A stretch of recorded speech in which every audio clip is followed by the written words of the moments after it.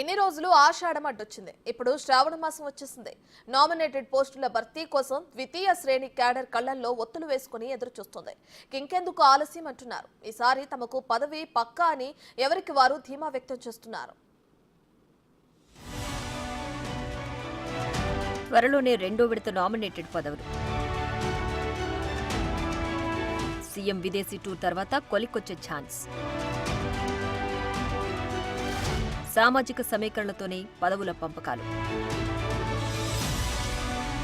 10 ఏళ్ల తర్వాత కాంగ్రెస్ అధికారంలోకి వచ్చింది. కాంగ్రెస్ నేతలు ఫుల్ ఖుషీలో ఉన్నారు. ప్రభుత్వం ఏర్పడి సంవత్సరం కావస్తోంది. పార్టీ పదవులతో పాటు నామినేటెడ్ పదవులపై క్యాడర్ ఎన్నో ఆశలు పెట్టుకుంది. అధికారంలోకి వచ్చిన తొలినాళ్లలోనే పార్టీ కోసం పనిచేసిన నేతలకు మొదటి విడతలోనే 37 మందికి పోస్టులు ఇచ్చారు.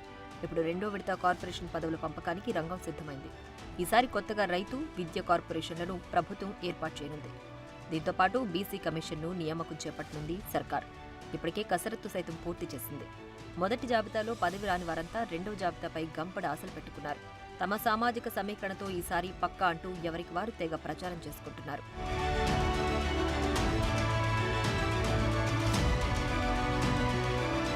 మొదటి విడతలో మహిళా ఫైనాన్స్ కమిషన్లకు చైర్మన్లను, సభ్యులను కూడా నియమించింది. అదే టైంలో జిల్లా స్థాయిలో మార్కెట్ కమిటీలను, ఇతర పదవులను పార్టీ నేతలకు కట్టబెట్టింది. అయితే రెండో విడత కింద మరికొన్ని పదవులు హస్తం పార్టీ నేతలకు వరించనున్నాయి. రెండో విడత కింద భర్తీ చేసే పదవులపై ఇప్పటికే సీఎం రేవంత్ రెడ్డి కసరత్తు కూడా పూర్తయినట్లు తెలుస్తోంది. మొదటి విడతలో చోటు దక్కని సామాజిక వర్గాలకు, నేతలకు ఈసారి బర్త్ పక్కా అనే టాక్ పార్టీలో బలంగా వినిపిస్తోంది.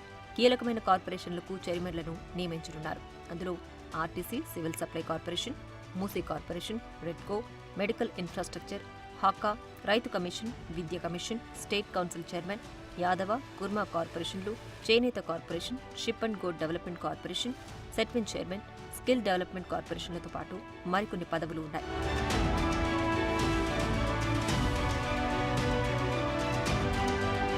రెండో విడతలో భర్తీ చేసే నామినేటెడ్ పదవులను దక్కించుకోవడానికి ఇప్పటికే వందలాది మంది నేతలు సీరియస్ గా పార్టీ ముఖ్య నేతలతో లాబింగ్ చేస్తున్నారు. సీఎం రేవంత్ కసరత్తు చేసిన జాబితాలో రైతు కమిషన్ కు చైర్మన్ గా సీనియర్ నేత, జాతీయ కిసాన్ సెల్ ఉపాధ్యక్షుడు కోదండరెడ్డి, విద్యా కమిషన్ చైర్మన్ గా రిటైర్డ్ ఐఏఎస్ ఆకునూరి మురళి పేరు దాదాపు ఖరారైనట్లు పార్టీ వర్గాల్లో చర్చ జరుగుతోంది. ఇక ఈ రెండు కమిషన్లలో మరో 4 చొప్పున 8 మందిని మెంబర్లుగా నియమించనుంది సర్కార్.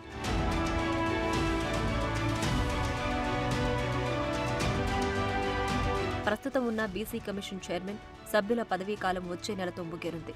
వారిని కొనసాగించకుండా కొత్త వారికి అవకాశం ఇచ్చే ఆలోచనలో సీఎం రేవంత్ రెడ్డి ఉన్నట్లు టాక్ వినిపిస్తోంది. అందులో భాగంగానే బీసీ కమిషన్ కు చైర్మన్ గా సీనియర్ కాంగ్రెస్ నేత నిరంజన్ పేరు పరిశీలిస్తున్నారు. మరో 3 సభ్యులుగా నియమించనున్నారు. సమాచార హక్కు చట్టం, హ్యూమన్ రైట్ కమిషన్లను కూడా భర్తీ చేయాలని చూస్తోంది సర్కార్.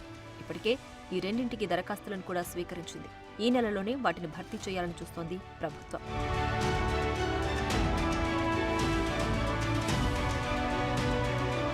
ఈసారి భర్తీ చేసే పదవులకు పార్టీ నేతలతో పాటు ఇతర వర్గాల నుంచి కూడా పోటీ భారీగా ఉంది.